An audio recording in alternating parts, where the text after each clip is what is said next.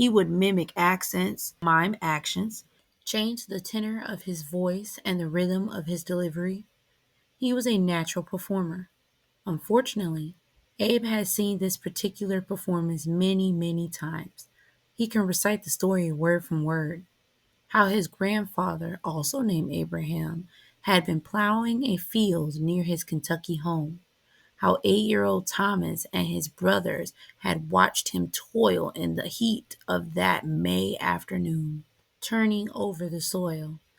How they'd been startled by the yells of a Shawnee war party as it sprang out of hiding and attacked. How little Thomas took cover behind a tree and watched them beat his father's brains in with a stone hammer, cut his throat with a tomahawk. He could describe it all, even his grandmother's face as young Thomas relayed the news after running home. But that wasn't the version Thomas told him now. The story began as it always had, in the heat wave of May 1786. Thomas was 8 years old. He and two of his older brothers, Josiah and Mordecai, had accompanied their father to a 4-acre clearing in the woods, not far from the farmhouse they'd helped him build some years before. Thomas watched his father guide the small plow as it scraped along behind Ben, an aging draft horse that had been with the family since before the war. The blistering sun had finally dipped below the horizon, leaving the Ohio River Valley in soft, blue-leaning light, but it was still hotter than a wood stove in hell, and humid to boot. Abraham Sr. worked without his shirt, letting the air cool his long, sinewy torso. Young Thomas rode on Ben's back, working the reins while his brothers followed behind, broadcasting seed, waiting for the welcome clang of the supper bell. So far, Abe knew every word. Next would come the part where they'd been startled by the war cries of the Shawnee. The part where the old draft horse reared up and threw Thomas to the ground, where he ran into the woods and watched them gore his father to death. But the Shawnee never came, not this time. This was a new story, one that Abe paraphrased in a letter to Joshua Speed more than 20 years later. The truth, Father told me in a half whisper, is that your granddaddy wasn't killed by any man. The shirtless Abraham had been working the outer edge of his clearing, right up against the tree line, when there was a great rustling and cracking of branches from the nearby woods, no more than 20 yards from where he and his boys worked. Daddy told me to pull up on the reins while he gave a listen. It was probably nothing but a few deer making their way, but we'd seen our share of black bears too. They'd also heard the stories. Reports of Shawnee war parties preying on unsuspecting settlers, killing white women and children without shame, burning homes, scalping men alive. This was still contested land. Indians were everywhere. There was no such thing as an excess of caution. The rustling came from a different part of the woods now. Whatever it wasn't any deer, and it wasn't alone. Daddy cussed himself for leaving his flintlock at home and started unhitching Ben. He wasn't about to let the devils have his horse. He sent my brothers off, Mordecai to fetch his gun, Josiah to get help from Hughes's station. Footnote reads, it was common for early settlers to build their homes around forts, or stations. In the event of an Indian attack, these forts offered a place to retreat. They were kept manned by a small detachment of volunteers. End of footnote. The following reads, the rustling changed now. The treetops began to bend, like something was jumping across them, one to the other. Daddy hurried with the straps. Shawnee, he whispered. My heart just about thumped a hole in my chest at the sound of it.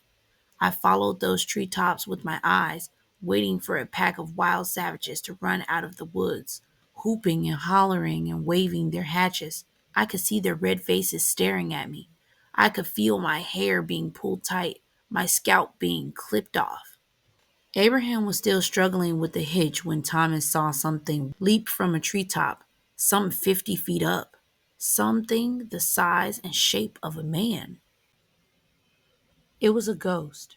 The way it flew above the earth, the way its white body rippled as it moved through the air.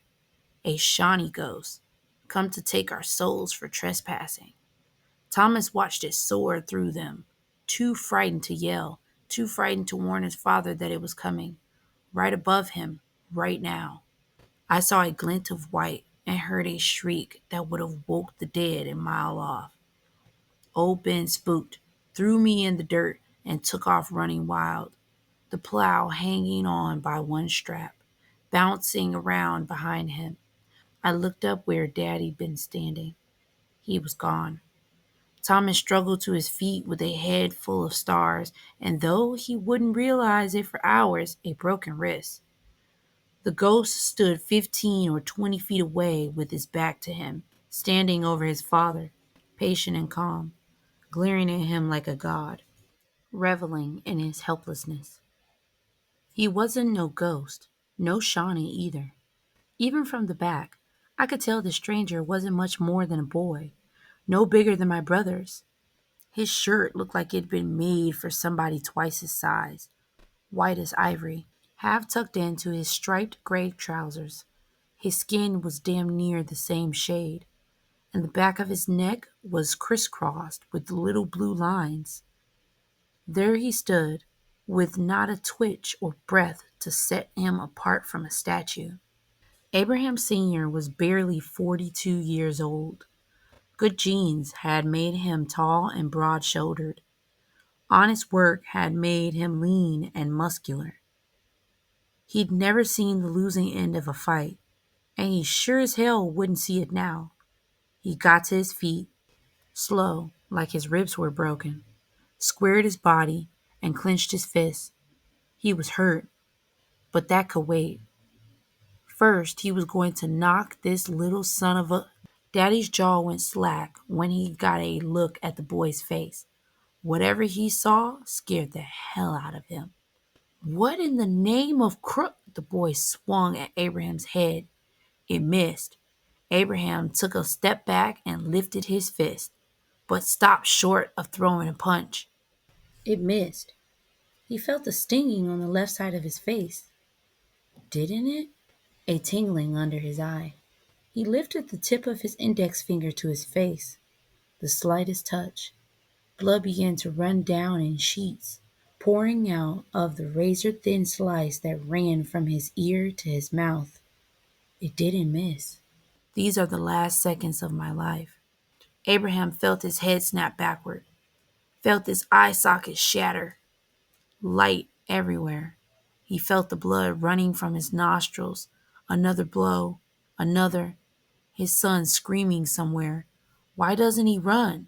His jaw broken, his teeth knocked loose, the fists and the screaming growing farther away. To sleep now, never to wake. It held Abraham's body by the hair, striking and striking until his forehead finally caved in like an eggshell. The stranger wrapped his hands around Daddy's neck and lifted him in the air.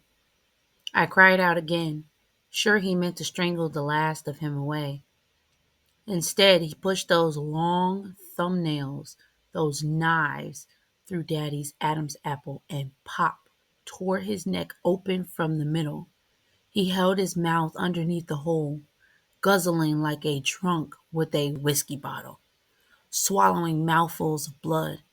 When it didn't come quick enough, he wrapped an arm around Daddy's chest and hugged him tight, squeezing his heart till the last ounce was gone. Then dropped him in the dirt and turned around, looked dead at me. Now I understood. Now I knew why Daddy'd been so scared. It had eyes black as coal, teeth as long and sharp as a wolf's, the white face of a demon. God strike me down if I lie. My heart thumped away. My breath abandoned me. It stood there with its face covered in Daddy's blood, and I swear to you, it clenched its hands to its chest and sang to me.